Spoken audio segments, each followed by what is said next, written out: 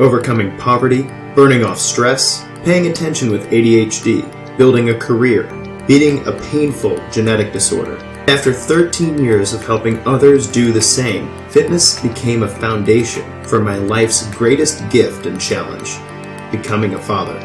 My name's Alex Van Houten, and I believe that what I eat, how I move, and what habits I live by are the rock upon which I build my physical, psychological, and spiritual well-being, and whatever I do will rub off on my kids and my community. Welcome to Defining Dad Bod, where we work to untangle the messy knots of the health and fitness industry as if your children's lives depended on it. Because they do. This is where we decide to make our bodies stand for something bigger than ourselves. This is where we find practical wisdom to live by, one powerful conversation at a time. May the words spoken here inspire you to keep moving forward no matter where you are. Who knows who you could be if you could become 1% better every single day. We can do the show thanks to the support of listeners just like you. For more information how you can become part of the inner circle, go to findingdadbod.com/inner circle. That's the findingdadbod.com/inner circle. What's up, guys? This is Alex Van Houten with Defining Dad Bod. I hope you're doing super well. I'm very excited about today's show because we've been talking about exercise, we've been talking about nutrition, we've interviewed some experts recently. Today we're going to get into some good old psychology in relationship to you, your fitness goals, and what exercise is doing for you to help you become a better version of you. If you're familiar with a guy named Abraham Maslow and are familiar with a pyramid called the hierarchy of needs, then you'll really appreciate this episode. And even if you have no idea who that is or what the hierarchy of needs is, I know you'll still find this episode valuable.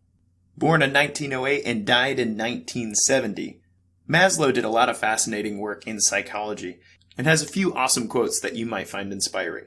He said, "If the only tool you have is a hammer, you tend to see every problem as a nail."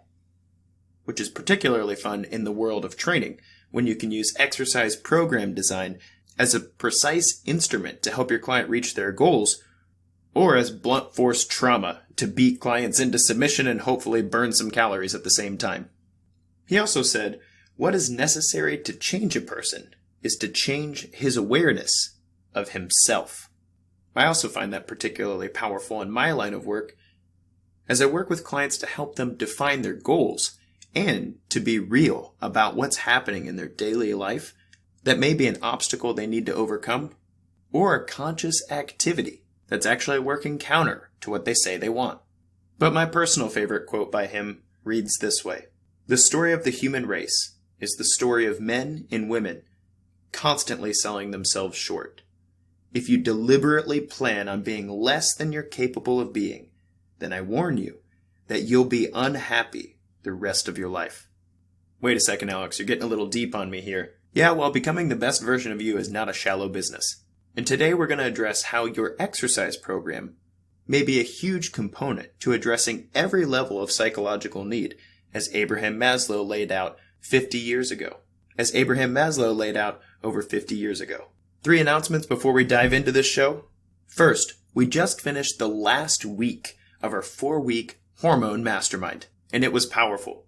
12 brave souls signed up for the early bird special, and together we met weekly via Zoom to discuss the hormonal implications of nutrition and lifestyle change. In week 1, we tackled insulin and our body's ability to burn fat as a fuel source. In week 2, we tackled cortisol and our ability to recover from the stress that we manage every single day. In week 3, we covered androgens, testosterone and estrogen, and what we can do to optimize the balance in those systems for both males and females.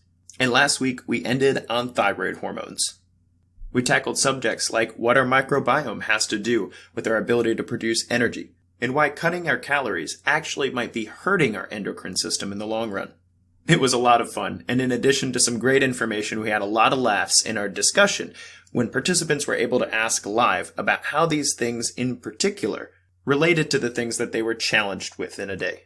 We'll be launching another one of these in October. So if you missed this one and you're interested in diving into the next one, Keep an ear out for when registration opens. Registering early will save you some money. It'd be awesome to have you there. Our second announcement is about coaching. If you've been interested in working with me from a nutrition and exercise standpoint to progress your program, lose fat, gain muscle, and pursue some goals related to your own health and fitness, then I encourage you to get in contact with me. As of this recording, I have 2 more spots for virtual coaching through the fall months.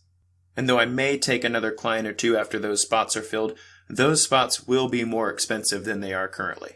It's important to me as a coach to do justice to each one of my clients' personal journeys, and so I keep those slots limited. If you've been considering making a change and getting some help with your exercise and nutrition programming, then now's the time to reach out. Coach Al at definingdadbod.com. Personally, I think of this time of the year as the most important time to train.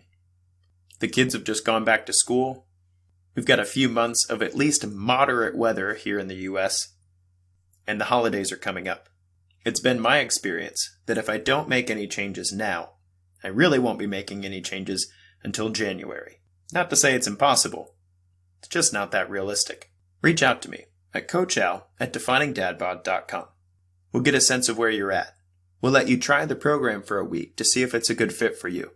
And then from there, we'll commit to making a change together. It would be an honor to be in your corner for the fall months. Again, that's Coach Al at definingdadbod.com. My last announcement is for you personal trainers out there. I know that there's a lot of personal trainers that follow the Defining Dad Bod show for one reason or another, and I appreciate you. I hope that you're sharing this information with your clients and that you find it edifying for your own personal fitness and your practice in personal training. But I wanted you to know that I've linked arms with 2 other fantastic professionals, and between us, we have over 60 years of training experience in the fitness industry. We've just founded a company in a project that I'm extremely excited about called Trainer EDU. I won't talk about it a whole bunch here on the Defining Dad Bod podcast, but if you're interested in being a part of that community and getting some more information on what it is that we're doing for trainers, you can get connected at traineredu.live/tribe. That's trainer, TRAINER, edu.live/tribe. The link's in the show notes below. And whether you're brand new to the fitness industry and looking for mentorship, or a veteran trainer who'd like to be in community with other passionate professionals who care to do a great job by their clients, and to stay on the cutting edge of what's going on in the scientific community with regard to health and fitness, we'd love to have you. That's traineredu.live/tribe. All right, that's all I've got in the way of announcements. Let's talk about Maslow's hierarchy of needs and what your exercise program is doing for you psychologically to help you become the best version of you.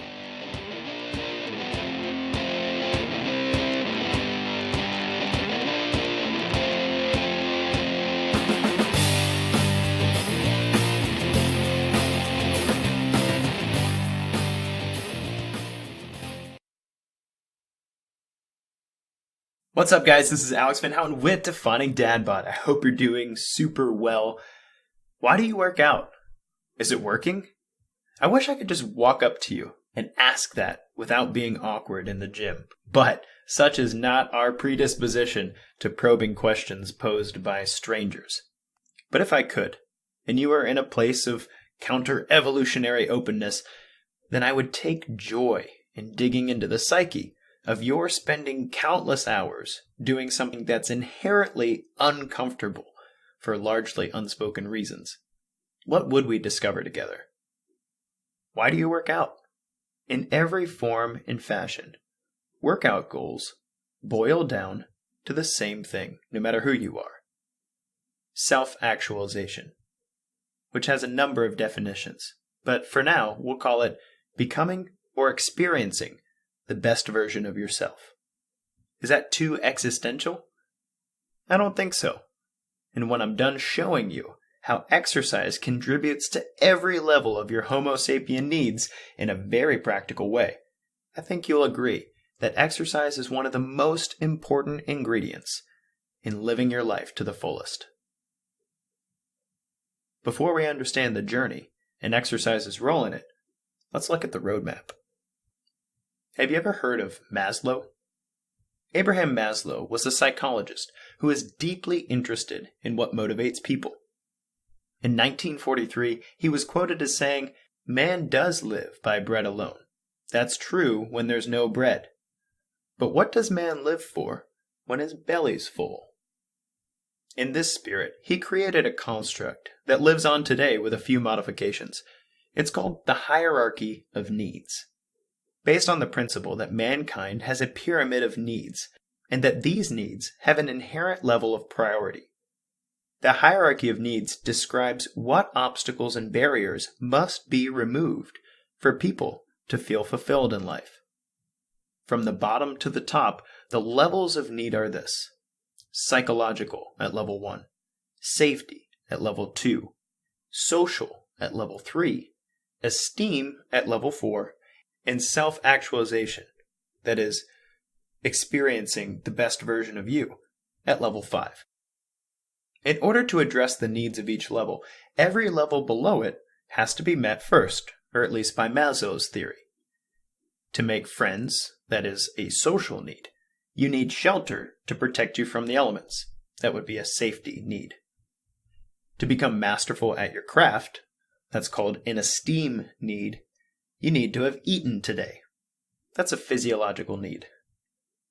In short, it's hard to make friends if you're afraid of getting struck by lightning, or to practice a skill when you're starving. Great, Alex. Thanks for the psychology lesson. But what does exercise have to do with this at all? Check it out. First, exercise keeps you alive and well. Level 1 of Maslow's hierarchy of needs is physiological. Food and water are easy examples, but less apparent ones are physical health and lack of pain. That is, at the most basic level of human need is the need to be 1. Relieved of physical suffering, and 2. To maintain a level of health that doesn't interfere with the other levels of need. Cardiovascular and resistance training both help to meet this level of need. Resistance training can overcome postural deviances that cause pain, while cardiovascular exercise releases endorphins to mask pain that would otherwise put a damper on your day. Additionally, cardiovascular and resistance training have both been shown to prevent and even heal a host of chronic disease symptoms. As long as we're breathing, eating, and at least partially painless, let's move on to level 2. Number 2, exercise negates stress. The number 2 phase of Maslow's hierarchy of needs is the need for safety. Shelter and financial stability are both easy examples of this need being met, but what does exercise have to do with it? Since a lack of safety creates a physiological fight or flight response, one could say that this level can easily be called the cortisol phase. The needs of this level hinder your ascension to higher levels if you're being influenced by cortisol or poorly recovering from the stress management often. I've explained in a number of places in Defining Dad Bod how exercise affects your stress response, but the short version of it is this: exercise makes us experience stress less often, and when we do experience it, the response is less devastating than when we don't exercise consistently. In other words, exercising makes our primal brains feel safer, not by providing shelter, but by making us more resilient when shelter isn't available. And every time you work out, you prove that to yourself again. It's almost like every time you voluntarily take on a workout and complete it successfully, you're proving to your subconscious mind that you have what it takes, and you take that attitude with you, whatever you're facing today.